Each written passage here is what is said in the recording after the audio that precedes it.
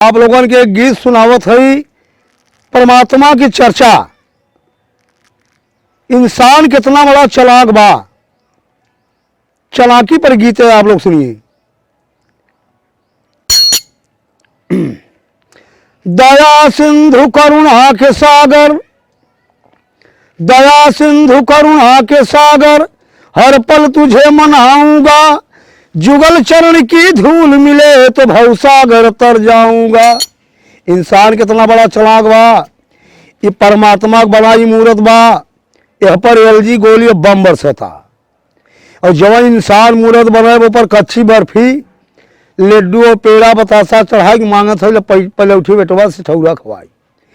अगर ईटा पथरा के मूरत से बिटिया बेटवा मिले लागे तो हम तो अपन आँख पहले मांग ली। इंसान की चालाकी पर एक ठीक गीत आप लोगों के कान तक पहुँचावत है। आप लोग कृपा करके इसे सुनाएं और इंसान की चालाकी समझें। आप लोग इंसान कितना बड़ा चालाक बा। गीत के लाइन में कहना बा, राम गढ़ है मनाई मनैया गढ़ है राम के, राम गढ़ है मनाई मनैया गढ़ है राम के, राम गढ़ है मनाई मनैया गढ़ है राम के। जाय के बजरिया में बेचे भगवान के, राम गढ़ है मनाई मनैया गढ़ है राम के। जाय के बजरिया में बेचे भगवान के।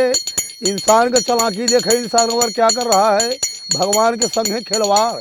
क्या कर रहा है इंसान, लकड़ी माटी पियरा का मूर्तिया बनावलन, लकड़ी माटी पियरा का मूर्तिया बनावलन।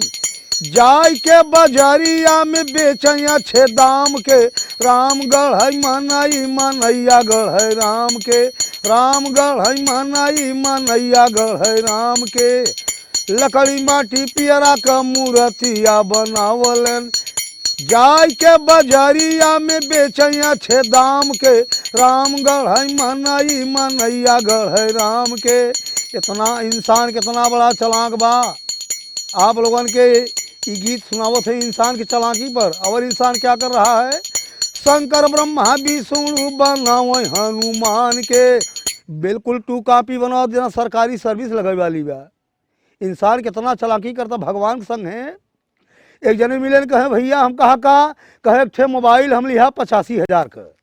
हम कहा में का गुण बा, कल नेट चलाई कुल चीज दिखाई जा सगर बात हो जात है। हम कहा यार हमारे दादा 20 साल से खत्म हो गए, देख कहाँ है तो चेक करके बात कराओ। कहे भैया ये थोड़ा हो पाए। हम कहा तब कहा इतना महंगे है। कहे बच्चे नेट चला के पढ़त लिखा। हम कहा कायदे तू बच्चे नेट चला दे, घरे वाले 20 साल मुकदमा लड़ाई। तो गीत के लाइन में कहना बा, इंसान चालाक बा। शंकर ब्रह्मा विष्णु बनावे हनुमान के, शंकर ब्रह्मा विष्णु बनावे हनुमान के। देखई नसान बारे इंसान, देखई नसान भूला ने भगवान के। राम गढ़ है मनाई मनैया गढ़ है राम के, राम गढ़ है मनाई मनैया गढ़ है राम के।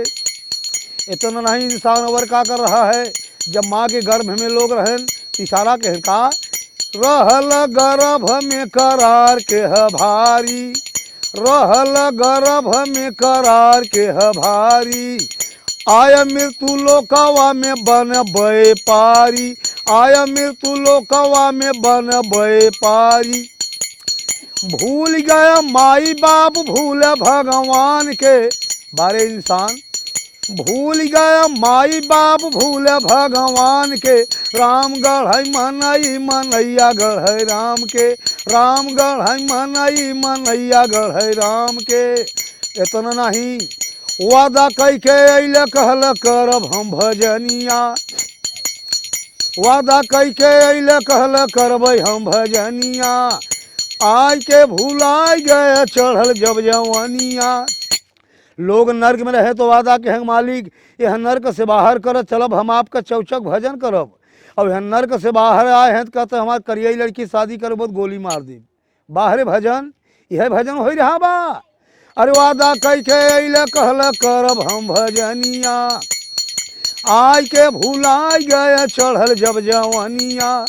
भूल गया भाव भजन भूल भगवान के, भूल गया भाव भजन भूल भगवान के। रामगढ़ है मनई मनैया गढ़ है राम के, रामगढ़ है मनई मनैया गढ़ है राम के।